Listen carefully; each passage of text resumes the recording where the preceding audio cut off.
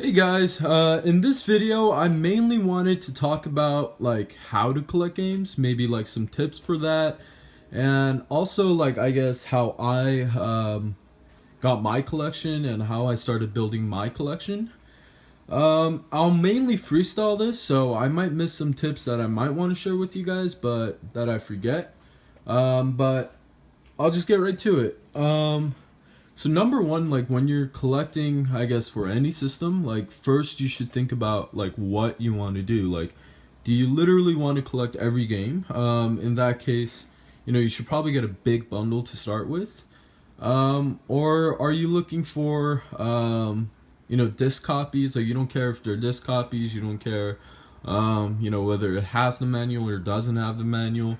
In which case, that'll probably be cheaper for sure. Or do you want to be a collector who wants complete copies? So you want, the original cover art, you want the original box, and you want the manual. So yeah.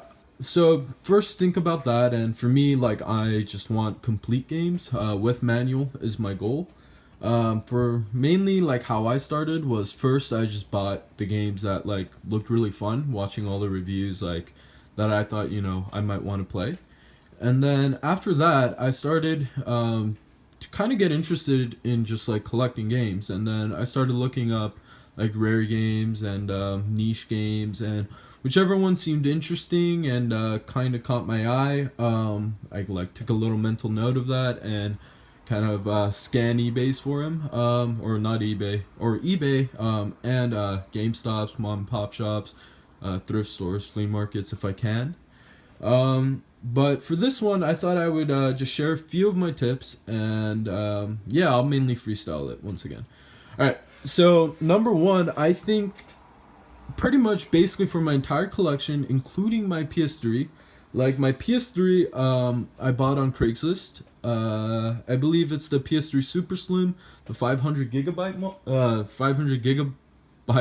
model. Sorry.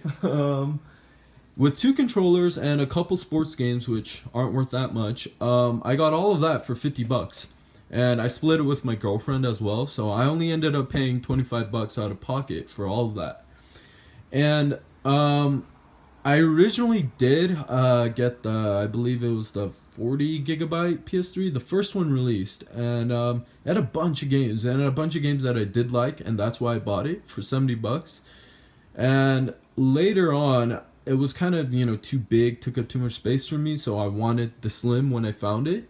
So I sold that. I took out the games that I thought I would really want to play, and then I left the games that I didn't really think too much about, and I sold it back on Craigslist for I believe $70. So I ended up getting those games for free, and I got my PS3 Super Slim for super cheap. But yeah, and the rest of my games, I believe I have around 150. I probably spent 150 to 200 total on on this whole thing. And mainly how I did that was by buying and selling and trading games, mainly by being active on Craigslist, being active on eBay, going to flea markets or thrift stores occasionally. Like I've only been to one flea market and one thrift store so far, but that's one thing I'm kind of more interested in doing in the future. And I might make videos on what I get from there, and maybe record myself in there too, maybe. But yeah, that's how I mainly did it, was by buying and selling things. And in the beginning, like I wanted a TV for myself, like a 32-inch TV. And so I looked up on Craigslist, tried to find good deals, and I did. And I started really getting into that. And so I would buy TVs, like for example, this 32-inch Samsung 2015 model, and this LG right here, 2014 model. Very, very nice TVs. I really like them. Those I've definitely know that I could sell them for like around 80 to 100, and I've seen them listed at like 50 or 40, and I would snag it up immediately, and you just resell it, and then you make your money that way. And some other things I did other than selling like miscellaneous goods not related to gaming, I guess this is another tip in a way. One thing is to look around your house, see if there's some things that have just been sitting around for years and you don't really think too much about. Like if it disappeared, you wouldn't even really notice. For example, I did have a little bit of sentimentality attached to my TI-89 because I used that insanely in high school. But I just make no use of it, and I know that kids in high school really want that. So I saw that, and I listed it on eBay, and it sold in a day for like $65. And that's how I mainly fund my collection. And another thing I do that I started to do recently is if you find a good deal for a game, even if you own it, you should get it. Like, I'll show an example now. So right here, sorry for the glare. This, I guess this is not the good bundle to start with, but, oh, this bundle. So this bundle I found on eBay. So sometimes, there are bundles. Like what I do on eBay is, I go up on ebay.com and then I search, like PS3 games or PS3, games bundle, PS3 games lot with an S or without an S. Sometimes makes a difference. And then you just look it up, and then I look ending soon because I like to snag the deal at the end. But yeah, so I do that, and for this, I actually got this shipped for $10.50, which was an amazing deal because Sims 3, this one alone I know has run on eBay for $10.50 without shipping, so this alone would make that bundle a great deal, and that's not even a bad deal to begin with, $10.50 for this game.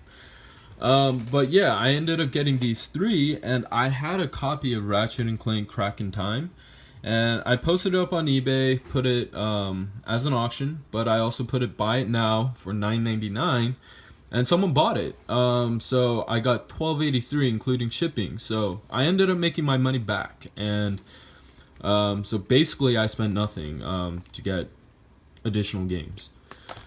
And this one, I actually got 4 in this package, but I forgot which one was the 4th one that I got.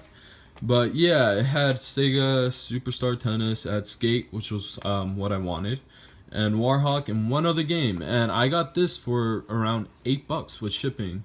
So if you just keep an eye out on that, sometimes you can get really good deals. Another one, this one I was really happy about. So this is a perfect example of picking up games that you already own, but you're getting a good deal, so you can resell them. So I recently found like a best offer on eBay, and I offered him, I believe, 24, and it included Demon Souls, the Black Label version, which is what I wanted and was looking for, and then it included Ni no Kuni, this version, and then it included Final Fantasy, and it included Killzone Trilogy. And I know Final Fantasy is not worth much. It's like $2 to $3. But Killzone Trilogy, I know at least it'll go for 15. And Ni no Kuni as well, at least 15. And Demon Souls Black Label, at least it'll go for maybe like $10, $12, $15. And so if you sum that all up, that's $48, and I'm only spending $24. So essentially, you're doubling your money, and that's a good way also to expand your collection without spending out-of-pocket money. Another tip would be, especially, so aside from eBay, if you guys want more eBay-specific tips, like how I package my items, like how I sell my items, how I list my items, like how to bid for items, etc., etc., I can make that in a separate video if you guys want that. But yeah, I'll move on to Craigslist. So Craigslist I have a lot of experience with.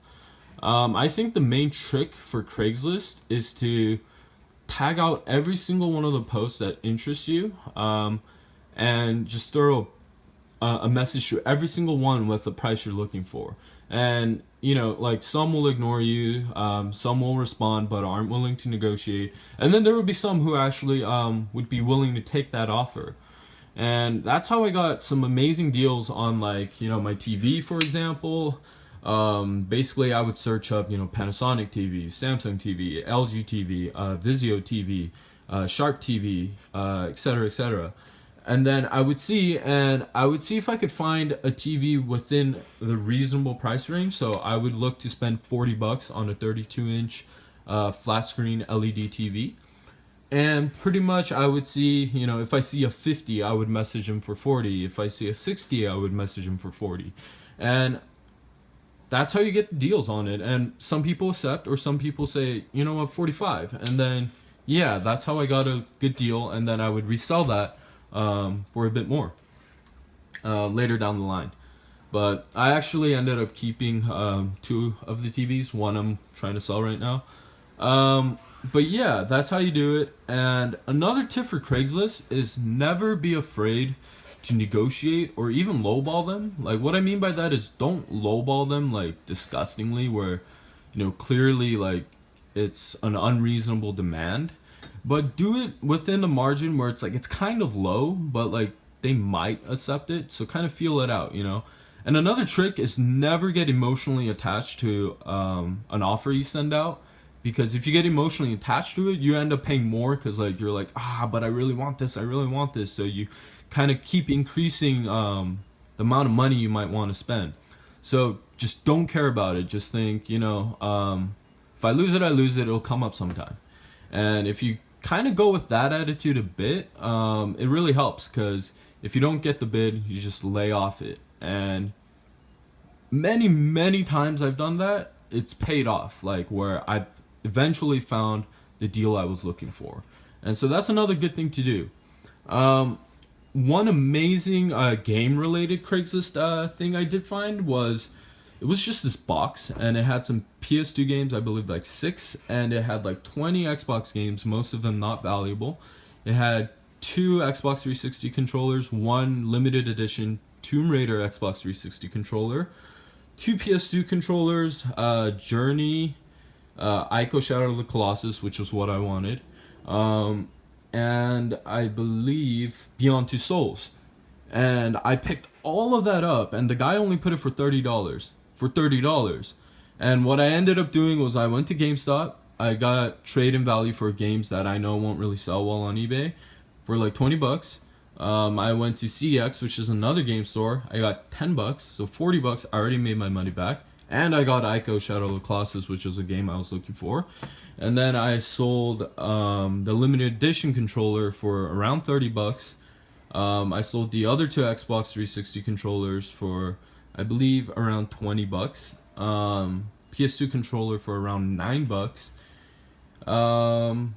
And I still have a few things to sell. So in total, I've pretty much tripled or quadrupled my money.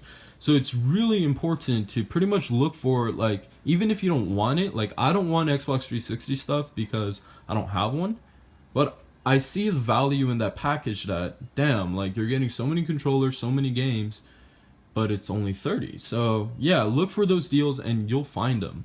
They might not come up often, but when you do, like, you'll be really happy. So I guess I'll just do a quick summary of my tips. Number 1, learn how to buy and sell. Main thing I use as avenues is Craigslist and eBay. Number 2, look for game bundle deals, because usually in a bundle, even if you don't want the games, as a total, it might end up either you get more money out of it or you get the game for free at least. And number 3, this one actually I forgot. I think I forgot another number 4 that I already talked about, but this is freestyling, so I might lose track. But yeah, one tip, because I love GameStop, I love mom and pop shops. Like, everyone hates on GameStop, or a decent chunk of people do, but honestly, you can find some amazing deals at GameStop that you can't. There's no way you can find online.